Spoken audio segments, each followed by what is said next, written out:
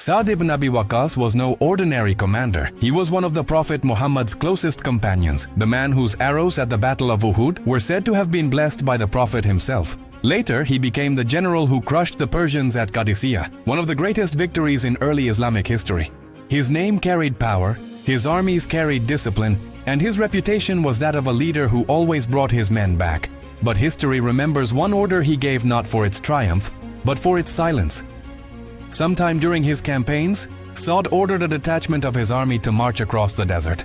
Their task was routine: secure a route, pass through, and return. They were not unprepared.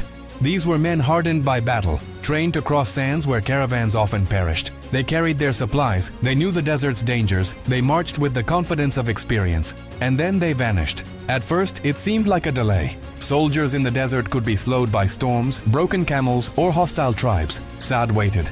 Days stretched into weeks, and the detachment did not return.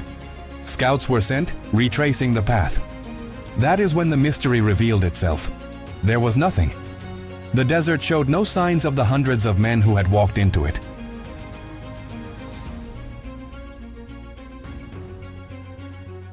The trail ended, not in death, not in wreckage, but in silence. It was as though the earth itself had swallowed them. Locals whispered what they had seen. A storm, not like the ordinary sandstorms of Arabia, but a violent wall of wind and dust that howled like voices. Some said the storm came without warning, striking with a roar that carried words no man could understand. A few swore they saw flickers of light moving across the dunes in the darkness. Steady, unearthly, nothing like torches or fire. Theories spread quickly. Perhaps they had died of thirst. Perhaps they had lost their way, strayed too far, and collapsed beneath the sun. These were logical answers, but they did not fit the evidence. The desert does not keep secrets forever. Caravans lost for centuries reappear when the dunes shift. Skeletons of camels, fragments of pottery, even the remains of ancient cities have resurfaced. Yet in all the centuries since, not a single trace of Sa'd's missing men has been uncovered. A whole detachment of soldiers, armed, disciplined, and trained, simply ceased to exist. To the locals, it was divine punishment.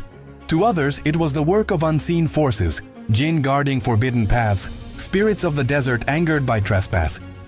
To historians, it remains one of the strangest disappearances in the records of early Islam. But the desert itself remains silent. And that silence may be the most unsettling part of all. Because history leaves traces, battles leave bones, armies leave scars. But Sa'd ibn Abi Waqqas' lost detachment left nothing. Nothing but the memory of men who walked into the sands and never returned. If history's unsolved mysteries intrigue you, subscribe. More are waiting.